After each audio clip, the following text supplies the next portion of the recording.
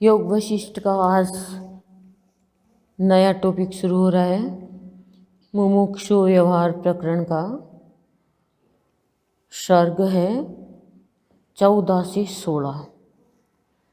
विचार संतोष सत्समागम का विशेष रूप से वर्णन तथा चारों गुणों में से एक ही गुण के सेवन से सद्गति का कथन। यदि इन चारों में से एक भी गुण मनुष्य के अंदर आ जाएगा तो उसकी सद्गति हो जाएगी। विचार संतोष सत्समागम इनका विशेष रूप से वर्णन किया गया है। ये चार गुण जो है इनके एक गुण से के सेवन से भी, मतलब एक गुण का भी पालन करेगा तो सद्गति मनुष्य की हो जाएगी। श्री वशिष्ठ जी कहते हैं, राघव, विषय संदेह पूर्व पक्ष सिद्धांत और प्रयोजन रूप, ये कोष्टक में दिया है कि ये इतनी चीज़ों का, इन कारणों का ज्ञाता पुरुषों को शास्त्र ज्ञान से निर्मल हुई अतएव परम पवित्र बुद्धि द्वारा निरंतर आत्मचिंतन करना चाहिए, क्योंकि आत्म विषयक विचार करने से बुद्धि तीव्र होकर परम पद का साक्षात्कार कर लेती है। संसार रूपी महारोग के लिए विचार ही महाऔषध है, जो अनंत कामना रूपी पल्लवों से सुशोभित है। ऐसा आपत्ति रूपी वन विचार रूपी आरे से काट दिए जाने पर पुनः अंकुरित नहीं होता। लौकिक दुख से पार होने के लिए विद्वानों के पास विचारों के अतिरिक्त दूसरा कोई उपाय नहीं है। सत्पुरुषों की बुद्धि विचार से अशुभ का परित्याग करके शुभ को प्राप्त होती है। बुद्धिमानों के बल, बुद्धि, सामर्थ्य, कर्तव्य का ज्ञान, क्रिया और उसका फल, ये सभी विचार से ही सफल होते हैं। विचारों के बारे में आज बहुत अच्छा बताएंगे, ध्यान से सुनना कि विचारों के कारण विचार क्या है और विचारों के से मनुष्य का कैसा कैसा रूप हो जाता है और विचारों से वो कैसे सद्गति प्राप्त कर सकता है। हम कहते हैं ना, इसके विचार अच्छे नहीं हैं। विचार मनुष्य को हमेशा अच्छे रखने चाहिए, लेकिन खराब विचार भी इस संसार में आ जाते हैं, संग के द्वारा आ जाते हैं। जैसे ही प्राणी सत्य का समागम यानी सत्य के संतों का संसर्ग करता है, भले मनुष्य का संसर्ग यानी संपर्क करता है, तो उसके विचार भी शुद्ध होंगे, उसके अंदर संतोष का गुण भी आएगा।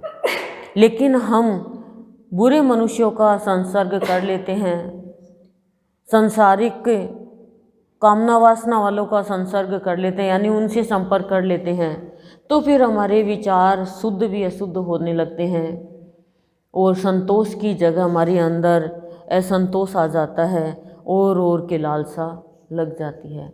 विचार मनुष्य के कमज़ोर है तो मनुष्य कहीं भी भटक जाएगा, और विचार ही मनुष्य के स्तंभ का काम करता है तो फिर मनुष्य संत से समागम करेगा, श्रेष्ठ पुरुषों से संपर्क करेगा।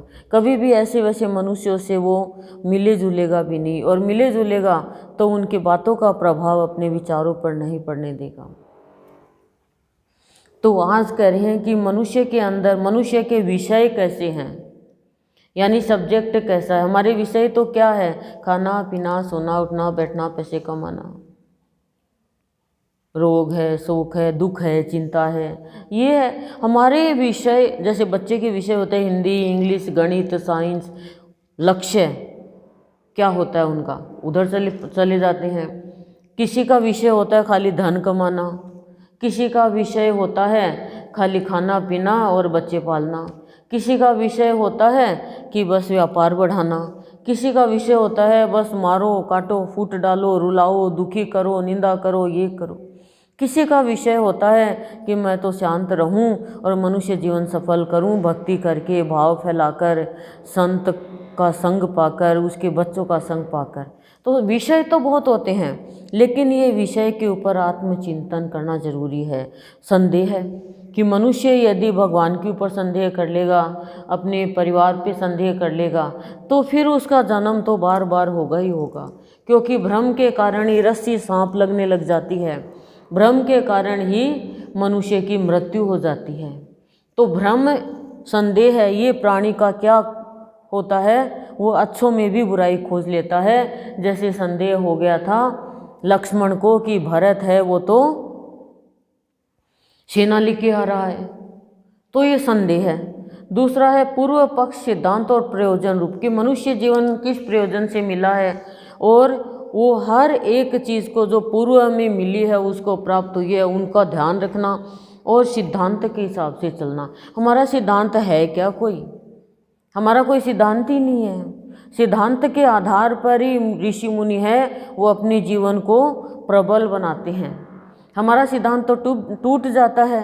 अब ऋषि मुनियों का सिद्धांत है कि सत्य के आधार पर अपने जीवन को बिताना, पर हम कभी तो सत्य बोलते हैं, कभी असत्य बोल देते हैं, कभी व्यवहार अच्छा कर लेते हैं। अभी तो हमारा सिद्धांत बन गया कि हम रोज़ सत्संग में आएंगे, भगवान की बातें सुनेंगे, जीवन को ये बनाएंगे। घर पे जाते ही हमारा सिद्धांत ये हो गया, क्या रोज़ रोज़ आना लग रहा है, मैं तो सोऊंगी, गर्मी बहुत ज़्यादा पड़ती है, वहाँ की बातें क्या है, उस पर सुन लेंगे, इसे सुन लेंगे, आज तो खाना ज़्यादा खा लिया, नहीं जाएंगे। वो सिद्धांत खत्म हो गया। सिद्धांत जो स्कूलों में जो सिद्धांत होता है वो सबके लिए समान होना चाहिए, लेकिन किसी के लिए समान नहीं होता है। अपने बच्चों के लिए समान नहीं है, दूसरे के लिए वो सिद्धांत लागू होते हैं। तो ऐसा नहीं होता है। जैसे कोई ने गलती कर दी, फिर उसमें चाहे खुद का बेटा हो चाहे दूसरे का बेटा हो, किसी का भी हो, वो सिद्धांत तो सबके ऊपर ही लागू होता है। किसी ने कोई गलत काम कर दिया तो उसके डंडे पड़ेंगे, और खुद के ने कर दिया तो माफ़ कर दिया जाएगा। ये सिद्धांत प्राणी को नीचे गिरा देता है। फिर तो वो चाहे खुद का भी हो चाहे किसी का भी हो, जो सज़ा मिलनी है वो तो मिलेगी। ये सिद्धांत होता है। तो कह रही हैं ये चीज़ें इन कारणों के ज्ञाता पुरुष को शास्त्र ज्ञान से निर्मल हुई। जो ये जितने कारण है ना जो बताए हैं, इन कारणों का ज्ञान प्राप्त करने वाला ज्ञाता कौन है? श्री राम। श्री राम का विषय क्या था? श्री राम के अंदर संदेह नहीं था। श्री राम हर चीज़ अपने कृष्ण पक्ष शुक्ल पक्ष दोनों को पक्ष को लेके चलते थे। ये नहीं है कि भाई चलो ठीक है विपक्ष में चले गए। उनका सिद्धांत जो था उन पे वो अडिग थे, और ये जो भी कार्य करते अपने प्रयोजन रूप के हिसाब से ही वो करते।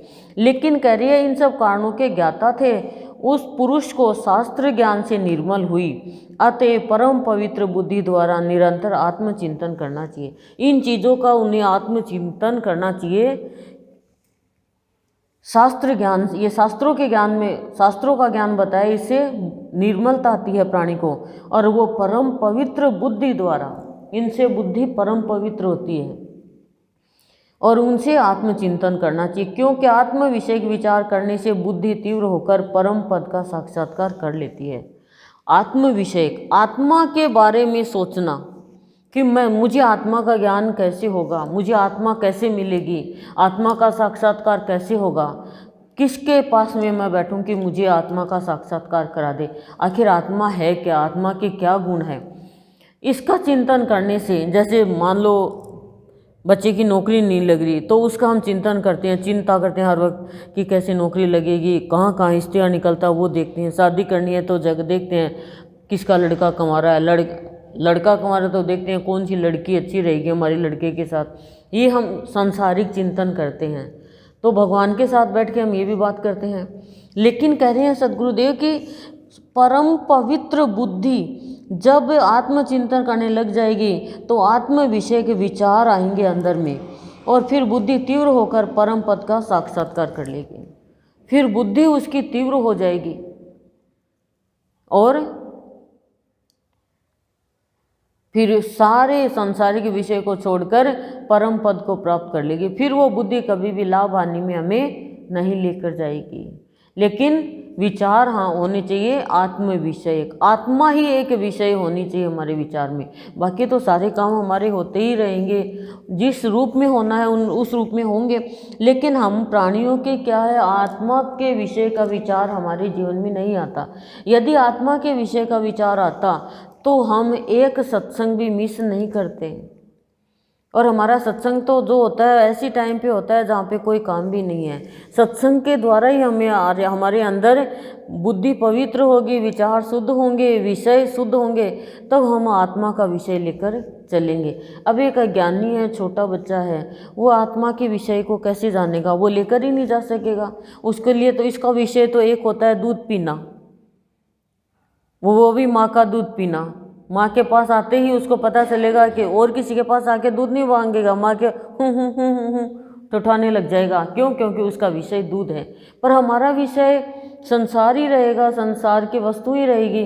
तो फिर आत्मा यदि हमारा विषय नहीं बनेगी, आत्मा हमारा ये विचार नहीं आएगा कि चिंतन नहीं करेंगे आत्मा को कैसे पाना है, तो कभी भी गुण अवगुण से ऊपर नहीं उठ पाएंगे हम। गुरुदेव सारे दिन यही विषय चलता, गुरुदेव के काम करते, गृहस्थी चलाते, बच्चों को पढ़ाते, स्कूल में टीचर थे, लेकिन विषय आत्मा का ही चलता कि कैसे मैं सत्य को पाऊं। संसार रूपी महारोग के लिए विचार ही महाऔषध है। कि संसार का जो रोग है, अब पहले तो बताओ संसार का रोग गुरुदेव ने क्या बताया है? संसार का रोग क्या है? कि बार बार संसार में आना, जन्मना, मरना, बार बार संसार में जन्म लेके आना फिर मरना, बार बार संसार में आना फिर मरना। तो ये संसार का रोग लग गया कि बार बार इसके टाइफाइड क्यों निकल जाता है? टाइफाइड मियादी बुखार भाव बोलते हैं जिसको, कि बार बार टीबी क्यों हो जाती है, बार बार जुकाम क्यों लग जाती है।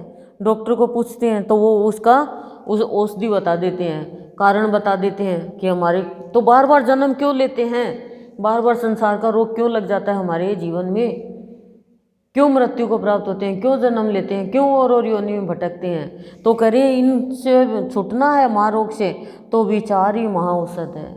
विचार यदि अच्छे हैं तो प्राणी दोबारा नहीं आएगा। संसार रूपी महारोग के लिए विचार ही महाऔषध है, जो अनंत कामना रूपी पल्लवों से सुशोभित है। कामना रूपी पल्लव, जैसे फूलों पे पल्लव होता है ना, ऐसे न ताज़ा ताज़ा पत्ते, कामना ही कामना, कामना ही कामना के पत्ते आ गए। कहाँ एक कामना खत्म हुई दूसरी आ गई, इच्छा मतलब दूसरी खत्म हुई तीसरी आ गई, तीसरी खत्म हुई चौथी आ गई।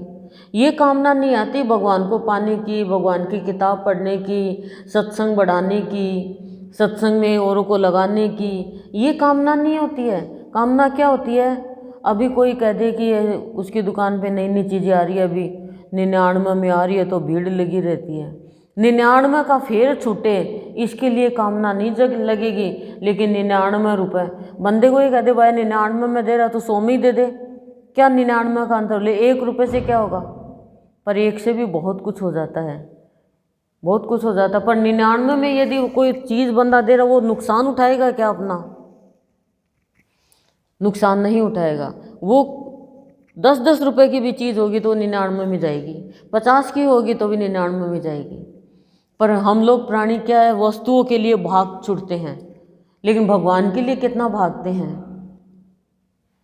कितना भागते हैं, बहुत भागते हैं और बहुत भजते हैं, लेकिन भीगते नहीं हैं। जब भीगेंगे नहीं तो भगवान मिलेगा नहीं। भीगना पड़ता है, सत्संग हमें भिगोता है, गोता लगाना पड़ता है।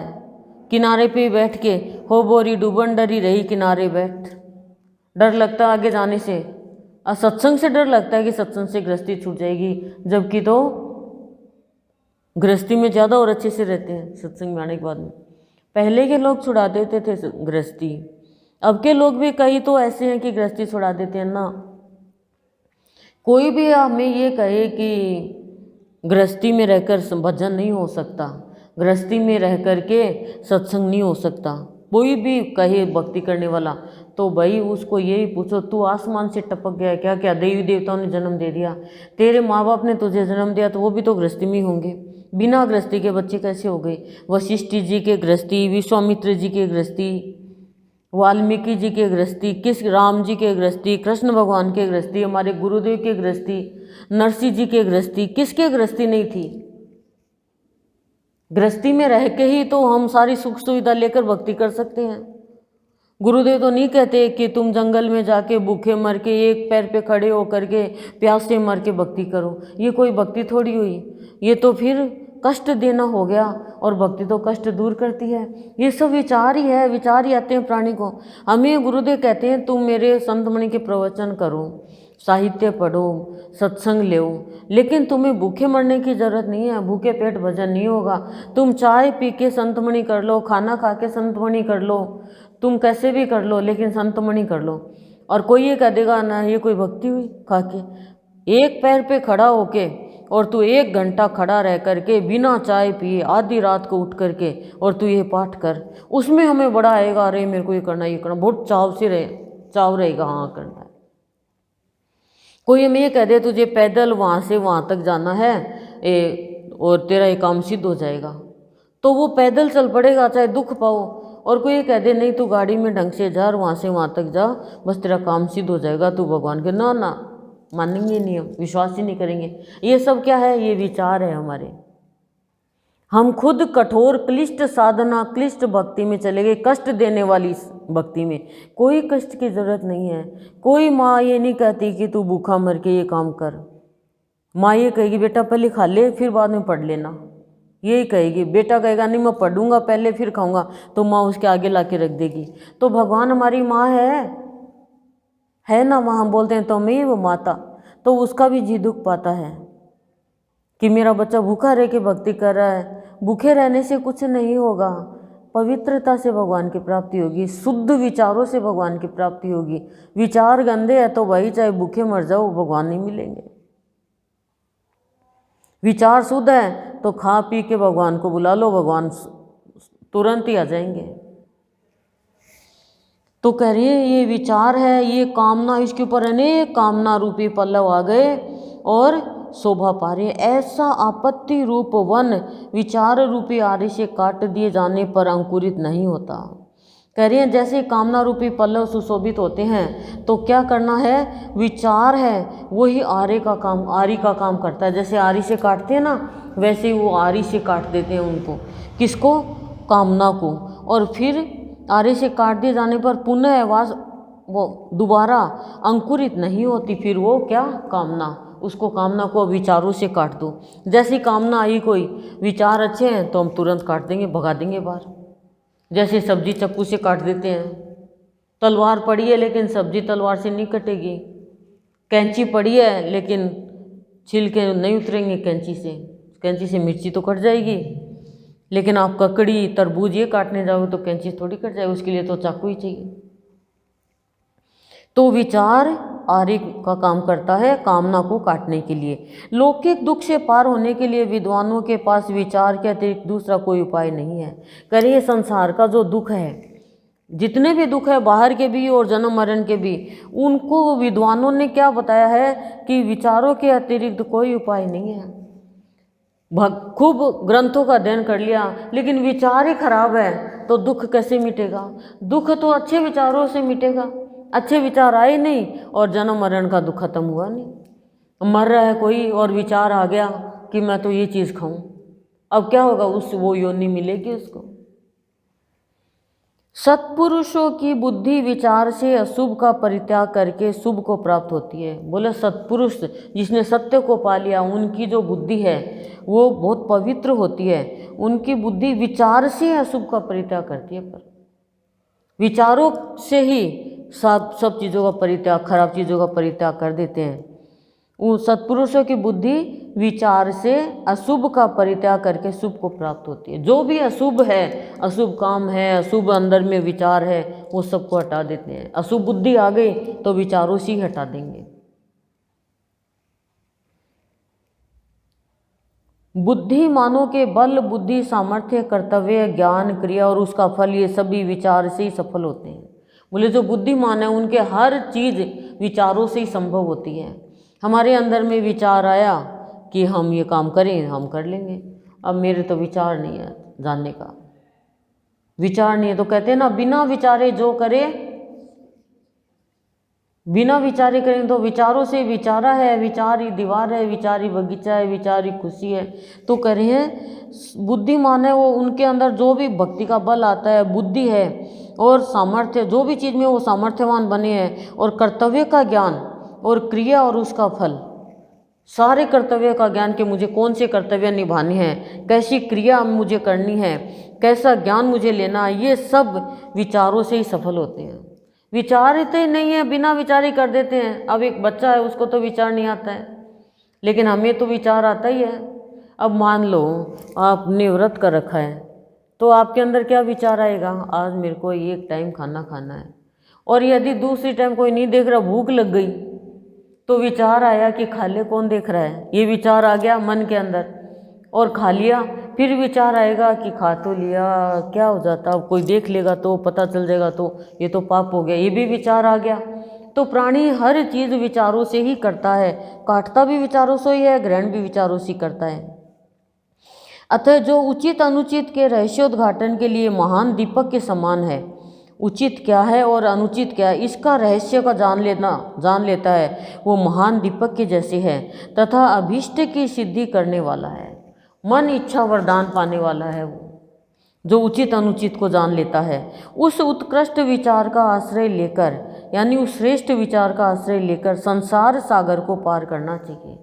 करिए ऐसे श्रेष्ठ उचित अनुचित को कोई जान लेगा, और जिसके अंदर ये विचार आ गया उचित अनुचित का, करिए वो संसार सागर को पार कर जाता है, यानी जन्म और मरण से छूट जाता है, नहीं तो वापस जन्म लेना पड़ जाएगा हमें। क्योंकि विशुद्ध विचार रूपी सिंह हृदय स्थित विवेक रूपी कमलों को उखाड़ फेंकने वाले महामोह रूपी गजराजों को विदीर्ण कर डालता है।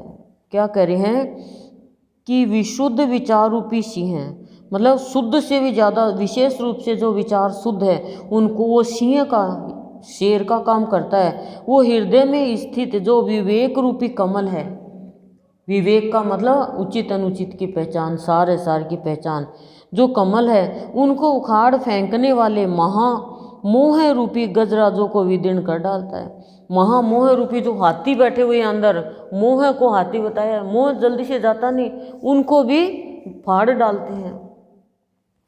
विशुद्ध विचार, शुद्ध विचार, फिर उसको पता चल जाता है ये मोह है, महामोह जो गजराज हाथी है वो मेरे ही अंदर में मेरे अच्छे विचारों को कुचलता जा रहा है, तो विचार से ही ज्ञान हो जाता है उसे। जो लोग विचार का अभ्युदय करने वाली बुद्धि द्वारा सबके साथ व्यवहार करते हैं, वे निश्चय ही अत्यंत श्रेष्ठ फलों के भागी होते हैं। बोले उनको बहुत श्रेष्ठ फल मिलते हैं। जो लोग विचारों का अभ्युदय यानी विचारों का उदय जिनके हो गया है, वो बुद्धि द्वारा सबके साथ व्यवहार करते हैं, बिना सोचे समझे व्यवहार नहीं करते हो, चाहे कितना ही मीठा बोलो कोई, लेकिन ऐसा व्यवहार नहीं करते। सीता जी ने व्यवहार करके ये तो दिखाया कि ऐसे हर किसी को हम अच्छा मान के व्यवहार करते हैं तो रावण की लंका में जा पहुंचते हैं, और उसके बाद दुनिया वाले पति से भी नहीं मिलने देते हैं कि लंका में रह के आइए, अब इसके पास ये पति से नहीं मिल सकती, दूरियां हो जाती है। तो बिना उसके समझ के व्यवहार भी नहीं करते हैं जो जिसके जीवन में मन में अच्छे विचार हैं। सद्विचार परायण मनुष्य अत्यंत विस्तृत महान आपत्तियों से युक्त मोह की परिस्थितियों में उसी प्रकार निमग्न नहीं होता जैसे सूर्य अंधकार में नहीं डूबता। जैसे सूर्य अंधकार में नहीं डूबता, ऐसे ही जिसने अपने सत्य के विचारों को परायण कर लिया, यानी उनमें तत्पर है, लगा हुआ है, ऐसे मनुष्य विस्तृत महान आपत्तियों से भी जो युक्त जुड़ा हुआ मोह है, उससे भी, उन परिस्थितियों से में भी वह निमग्न नहीं रहता, डूबता नहीं है उनमें। जिसने जो सत्य के विचारों में तत्पर है पाने के लिए, वो मनुष्य कभी भी, जो मोह ही तो हमें आपत्तियों में डालता है, मोह के कारण ही हम आपत्तियों में घुस जाते हैं। प्यार तो हमें आपत्ति और विपत्ति से बाहर निकालता है, पर मोह जल्दी से छूटता भी नहीं है। पर हम अपने विचारों के द्वारा उस मोह को समझ सकते हैं।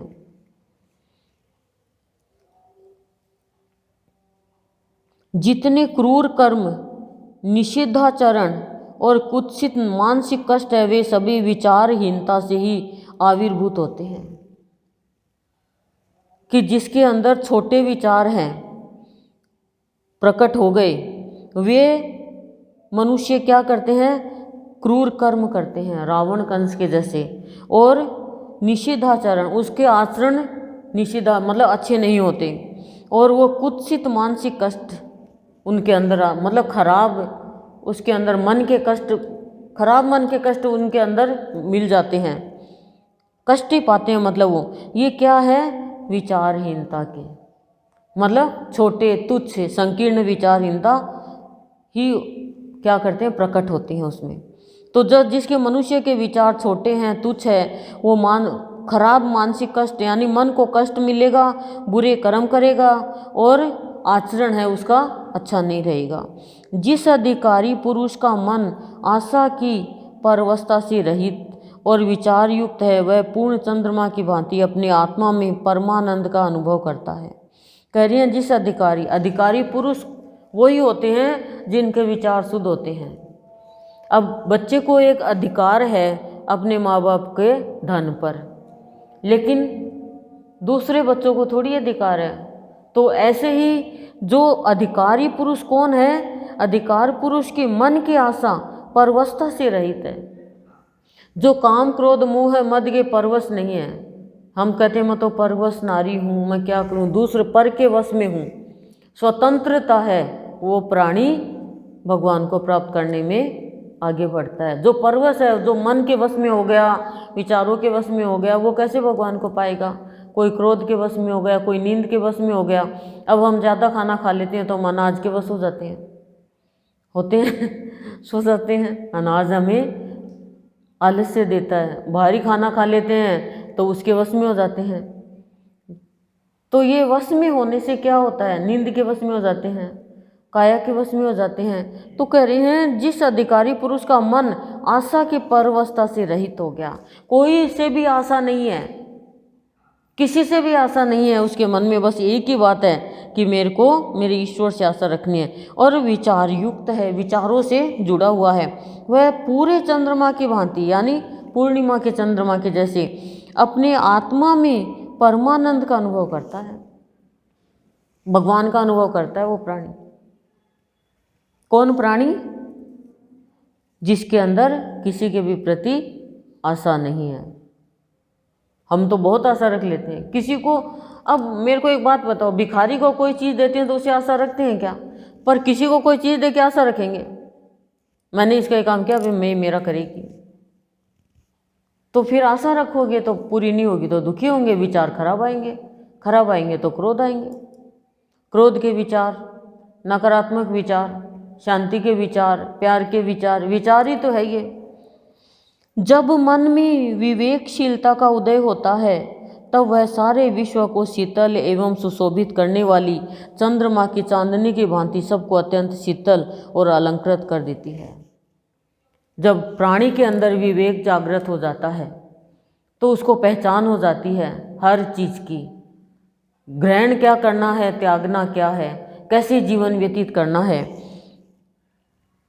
तो वो सारे संसार को, विश्व को शीतल और सुशोभित करने वाली चंद्रमा की चांदनी के जैसे सबको शीतलता देता है और शीतलता से अलंकृत यानी श्रृंगार करता है।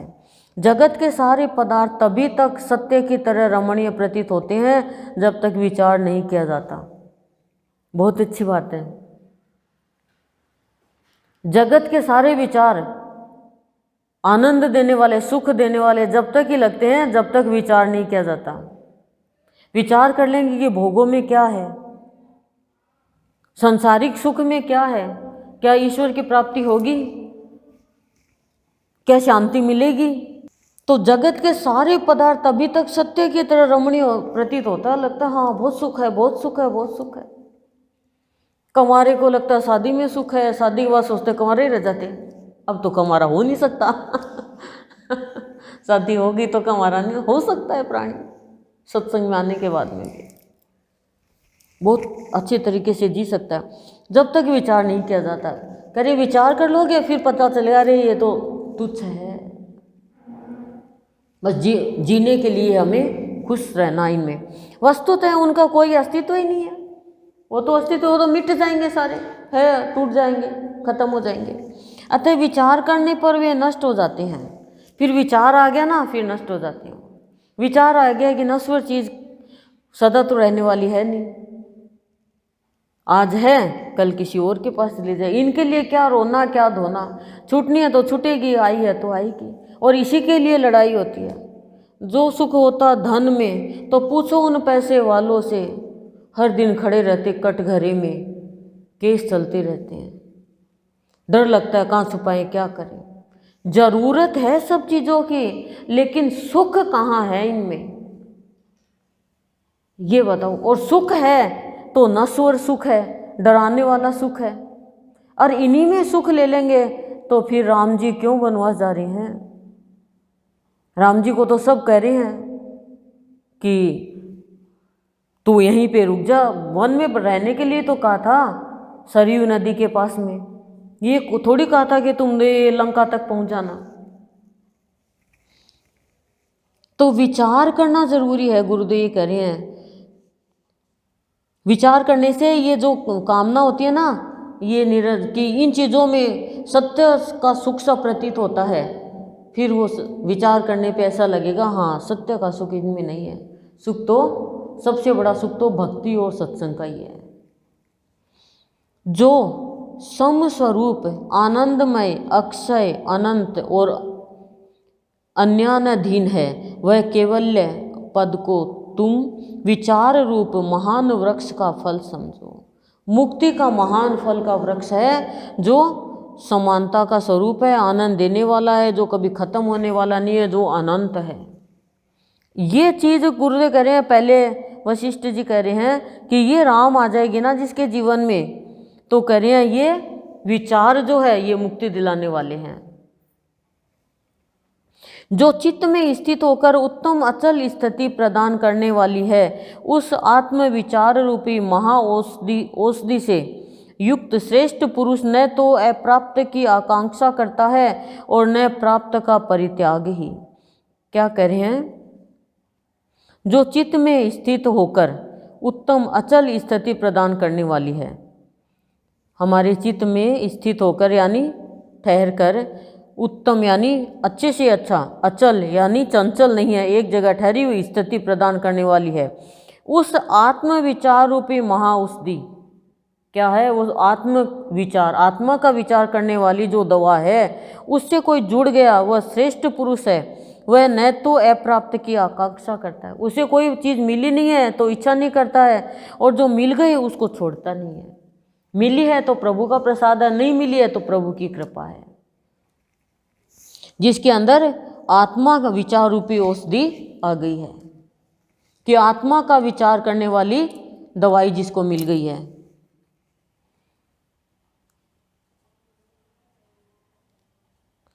और प्राप्त वस्तु का शास्त्रानुसार उपभोग करता है, जो मिली है उसका दुरुपयोग नहीं करता, शास्त्रों के अनुसार जो मिली उसका सदुपयोग करता है। वह मन की प्रतिकूलता में न तो क्षुब्ध होता है और न अनुकूलता में प्रसन्न ही। कि मन के अनुकूल कोई कार्य नहीं हुआ तो दुखी नहीं होता है, और मन के अनुकूल कोई कार्य मन ने चार हो गया तो प्रसन्न नहीं होता है। ऐसा आत्म विचार जब आ जाता, क्यों? उसको पता है करने कराने वाला तो भगवान है, और हम तो जरा से भी खुशी तो नाचने लग जाते हैं, आज क्या खिलाएगी, आज पार्टी दे, और नाचना गाना ये करने लग जाते। दुखी हो गए तो मातम मना लेते हैं, ये क्या हुआ। लेकिन जो आत्म विचार कर लेता है वो न तो दुख में दुखी होता है न सुख में सुखी होता है। वो सोचता है बस भगवान का दिया हुआ है, सुख आया तो दुख भी आएगा, दुख आया तो सुख भी आएगा। वो डरता है सुख आया तो अब इसके पीछे दुख लगा हुआ है। वह मन की प्रतिकूलता में न क्षुब्ध होता और न अनुकूलता में प्रसन्न ही। उस समय जल से परिपूर्ण सागर की तरह उसकी शोभा होती है, कि जल से परिपूर्ण जो सागर है ऐसा लगता है उसका जीवन। इस प्रकार जिन उदाराशय महात्मा योगियों का मन पूर्ण काम हो गया है, वे जीवन मुक्त होकर इस जगत में विचरण करते हैं। कि ऐसे ही जिसके जो महात्मा योगी है खाली उदार भाव रखते हैं, सबके प्रति दया का भाव, और पूर्ण काम, सारे कार्य उसके पूर्ण काम हो गए हैं, और जीवन मुक्त होकर जीते जी वो मुक्त रहते हैं और इस जगत में घूमते रहते हैं। बुद्धिमान पुरुष को आपत्ति काल में भी मैं कौन हूँ? कि बुद्धिमान पुरुष है वो आपत्ति काल में भी मैं कौन हूँ, यह संसार किसका है, यूँ उसके प्रतिकार के लिए प्रयत्न पूर्वक विचार करना चाहिए। आपत्ति काल में भी विचार करना चाहिए, मैं कौन हूँ, मुझे कौन आपत्ति में डाल सकता है, मैं तो आत्मा हूँ। ऐसा विचार आना चाहिए कि मैं आखिर हो कौन, मैं क्या ये दुख पाने के लिए आया हूँ, मैं दुख सुख की प्राप्ति के लिए आया हूँ, क्या इसी में मेरा जीवन बीत जाएगा, रोने धोने में, झींकने झांकने में मेरा जीवन खत्म हो जाएगा क्या। ऐसे विचार करना चाहिए। जैसे रात्रि में भूतल पर पदार्थों का ज्ञान द्विपक्षीय होता है, कि जैसे रात्रि में धरती पर पदार्थों का ज्ञान द्विपक्षीय होता है, उसी प्रकार परमात्मा स्वरूप में स्थिति प्राप्त करने के लिए वेद वेदांत के सिद्धांतों की स्थितियों का निर्णय विचार द्वारा ही होता है। यानी हर चीज़ की स्थिति का विचार द्वारा ही होता है। कोई भी स्थिति हमारी जीवन में है, शास्त्रों की, वेदों की, उनकी, जैसे बताया है ना कि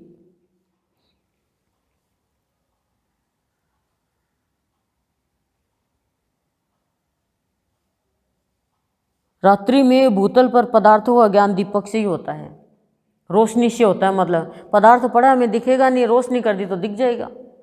उसी तरह से क्या बताया है, परमात्मा स्वरूप में स्थिति प्राप्त करने के लिए, कि प्राणी की स्थिति परमात्मा के स्वरूप की हो, उसके लिए वेद वेदांत के सिद्धांतों की स्थितियों का निर्णय, वेद वेदांत के और सिद्धांतों की स्थिति, कैसी स्थिति होनी चाहिए, उसका निर्णय विचार द्वारा होता है। विचार रूपी सुंदर नेत्र अंधकार में नष्ट नहीं होता। विचारों को नेत्र की संज्ञा दी है, सुंदर नेत्र है, फिर वो अंधकार में नष्ट नहीं होता। उग्र तेजस्वी सूर्य आदि की ओर देखने पर भी उसकी ज्योति प्रतिहत नहीं होती, और वह व्यवधान युक्त पदार्थों को भी देख लेता है, व्यवधान डालने वाले पदार्थों को भी देख लेता है। यह विचार चमत्कृति परमात्मामयी आदरणीय और परमानंद की एकमात्र साधिका है। क्या कह रहे हैं कि ये विचार चमत्कृति परमात्मामयी आदरणीय और परमानंद की एकमात्र साधिका है। हर चीज़ को प्राप्त करने में विचार ही साधिका है। अतः एक क्षण के लिए भी इसका परित्याग नहीं करना चाहिए, विचार रूपी साधिका का। जैसे पक जाने के कारण मधुर रस से परिपूर्ण आम का फल सबके लिए रुचिकर होता है, आम का फल पक गया तो सब खाने को दौड़ते हैं, उसी तरह उत्तम विचार से युक्त पुरुष, कि कोई भी पुरुष उत्तम विचार से जुड़ गया है, सामान्य जनों की तो बात ही क्या, महापुरुषों के लिए भी आदरणीय हो जाता है। उत्तम पुरुष वाला मनुष्य आदरणीय हो जाता है। विचार द्वारा जिनकी बुद्धि विशुद्ध हो गई है और विचार से ही जिन्हें ज्ञान मार्ग में जाने की युक्ति ज्ञात है, वे मनुष्य नाना प्रकार के दुख रूप गड्ढों में बार बार नहीं गिरते, अर्थात आवागमन से मुक्त हो जाते हैं। कह रही हैं विचार द्वारा जिनकी बुद्धि शुद्ध हो गई, यानी विचारों से हमारी बुद्धि खराब होती है, और विचार से जिन्हें ज्ञान मार्ग में जाने की युक्ति प्राप्त है, विचारों के द्वारा हमें पता चल गया इस रास्ते पर चलने से मुझे ज्ञान होगा, वो मनुष्य अनेक प्रकार के दुख रूप गड्ढों में बार बार नहीं गिरते, यानी माँ के गर्भ में बार बार नहीं आते, और आवागमन से मुक्त हो जाते हैं। खाली विचारों से ज्ञान होता है।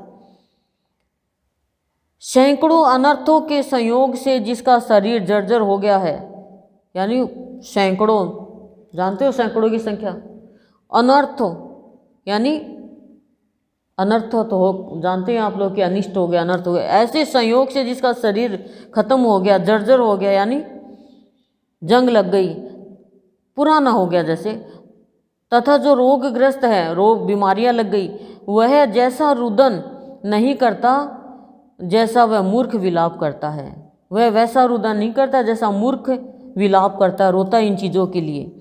जिसने विचारहीनता से अपनी आत्मा का हनन कर दिया, छोटे विचारों से आत्मा को ही खत्म कर दिया। विचारहीनता सारे अनर्थों का निजी निवास स्थान है। बोले प्राणी के अनर्थों का निवास स्थान छोटे विचार है, तुच्छ विचार है। शकुनी विचारहीन था, वो सोच ही नहीं पा रहा था कि मैं इनको इतना दुख क्यों दूं, और खुद ही दुखी हो गया और पूरा वंश ही खत्म कर दिया उसने। सत्पुरुष उसका तिरस्कार करते हैं और वह सारी दुर्गतियों की चरम सीमा है, अतः उसका परित्याग कर देना चाहिए। सारी दुर्गतियों की परिसीमा है ये बुरे विचार, विचारहीनता। लेकिन सत्पुरुष जो सत्य को प्राप्त कर लेता है, वो पुरुष ऐसे विचारों को खत्म कर देता है और खुद का अनर्थ होने से बचा लेता है, अपने परिवार वालों को बचा लेता है। बुरे विचार प्राणी को अनर्थ करता है। बुरे विचार नहीं आने चाहिए प्राणी के अंदर, अच्छे विचार ही होने चाहिए। यानी जो कुछ भी हो रहा है मनुष्य के जीवन में विचारों के कारण ही हो रहा है। हमारे अंदर जैसे मान लो किसी ने कह दिया कि ये अनेक विचार आते हैं, एक सेकंड में बहुत विचार आ जाते हैं। किसी के प्रति बुरा विचार आ गया और तुरंत ही जब सत्य की बात पता चल गया, वही विचार खत्म होकर अच्छा विचार आ जाएगा, तुरंत ही आ जाएगा आपके अंदर विचार। अभी भी विचार तो चल ही रहे हैं, विचार रुकते थोड़ी है, विचार तो चलते रहते हैं, उठते रहते हैं, बैठते रहते हैं। सभी सत्पुरुष उसका तिरस्कार करते हैं और वह सारी दुर्गतियों की चरम सीमा है, अतः उसका परित्याग कर देना चाहिए। विचार पूर्वक स्वयं ही अपनी बुद्धि द्वारा अपने मन को वश में करके मोहमय संसार सागर से अपने मन रूपी मृग का उद्धार करना चाहिए। करे संसार से ही अपने मन रूपी हिरण का उद्धार करना चाहिए। विचार करना चाहिए प्राणी को कि मैं जो कर रहा हूँ वो सही है या गलत है। विचारों के कारण ही प्राणी अपने मन को वश में करके मोह में लीन हो जाता है और संसार सागर से अपने मन रूपी मृग का उद्धार नहीं कर पाता। और अच्छे विचार है तो वो मन रूपी मृग से अपना उद्धार कर लेता है और मोह को दूर कर देता है। मैं कौन हूँ और यह संसार नामक दोष मेरे निकट कैसे आ गया, इस विषय में न्यायपूर्वक किया गया अनुसंधान विचार कहलाता है। यानी खोजी विचार कहलाता है कि मैं कौन हूँ, संसार का दुख मेरे अंदर क्यों आ गया, क्यों मेरे अंदर माया का वास हो गया, क्यों मैं खाली इन चीज़ों के लिए ही काम में लग गया। प्रसन्नता है, बड़ाई है, प्रतिष्ठा है, ये सब क्या है, ये इन चीज़ों से मोह है, ये बांध लेती है प्राणी को। और जैसे प्राणी विचार करेगा इन सब से हट जाएगा। रघुनंदन, इस जगत में सत्य के ग्रहण और असत्य के त्याग की बुद्धि से संपन्न पुरुषों को विचार के बिना उत्तम तत्व का कुछ भी ज्ञान नहीं होता। कि राम जी को कह रहे हैं वशिष्ठ जी कि इस संसार में सत्य को ग्रहण और असत्य का त्याग, ये बुद्धि से संपन्न पुरुषों को विचार के बिना उत्तम तत्व का कुछ भी ज्ञान नहीं होता है। उत्तम तत्व का ज्ञान नहीं होता है। ठीक है, सत्य को ग्रहण कर लिया, सत्य को त्याग दिया, लेकिन जो बुद्धि से संपन्न है ऐसे पुरुषों को विचार के बिना उत्तम तत्व का ज्ञान नहीं होता। विचार जरूरी है। सत्य को पा लिया, असत्य को छोड़ दिया, बुद्धि से भी संपन्न है, लेकिन विचार नहीं करेंगे तो वो वापस सत्य असत्य का भेद ही नहीं जान पाएंगे। विचार जरूरी है। बोले विचार के बिना उत्तम तत्व की प्राप्ति नहीं होती। उत्तम तत्व क्या है? ब्रह्म तत्व है, आत्म तत्व है। विचार से ही तत्व का ज्ञान होता है। तत्व ज्ञान से मन की निश्चलता प्राप्त होती है। विचार से ही तत्व का ज्ञान होगा। विचार कर लिया, विचारों में संशय, हाँ क्या करना है, विचारों में कर लिया, ये नहीं मिलेगा। विचारों के कारण ही प्राणी मन के शांत हो जाने से संपूर्ण दुखों का सर्वदा विनाश हो जाता है। विचारों के कारण ही मन के सारे दुखों का नाश कर देता सदा सदा के लिए। भूतल पर सभी लोग स्पष्ट विचार दृष्टि से ही समस्त कर्मों की सफलता लाभ प्राप्त करते हैं तथा उत्तम परमात्म साक्षात्कारता भी विचारों से ही उपलब्ध होती है। इसीलिए श्री राम समाधि साधन संपन्न तुम्हें उपयुक्त विचारशीलता रुचिकर होनी चाहिए। कि जो मैंने ऊपर विचारों के बारे में जो जो विधि बताई है, बातें बताई है, उन सब को तूने रुचि होनी चाहिए उन सब विचारों में तेरे को। और शांति प्राप्त करने के लिए समाधि साधन संपन्न, तुझे शांति, क्षमा, निवृत्ति इनका साधन अपनाकर इनसे संपन्न होकर, और ऊपर जो बताई है वो विचारशीलता यानी विचारों के अनुकूल रुचि होनी चाहिए तेरे। शुद्ध मतलब विचारशील यानी विचारों के शुद्ध विचारों के अनुकूल होना चाहिए। क्या कह रहे हैं कि इस संसार में, इस धरती पर सभी लोग स्पष्ट विचार दृष्टि से समस्त कर्मों की सफलता प्राप्त करते हैं। सारे कर्मों में सफलता प्राप्त करना है तो विचार की दृष्टि अच्छी रखनी चाहिए। और उत्तम परमात्मा साक्षात्कार, कि भगवान का साक्षात्कार भी प्राणी विचारों से ही कर सकता है। और इसलिए श्री राम तुझे वो साधन अपनाना चाहिए। कौन सा साधन? जो शम है, जो शांति देने वाला है, जो क्षमा करने वाला है। विचारों से हम क्षमा कर सकते हैं, विचारों से हम शांत रह सकते हैं। इसके विचार बहुत शांत है। इसके विचारों से कहते हैं ये तो देवी के जैसी है, ये तो असुर के जैसी, विचारों के कारण ही तो कह रही हैं राम को कि तुझे ऐसे विचारों को रुचिकर होना चाहिए जो ऊपर मैंने बताए। ओम शांति शांति प्रशांति।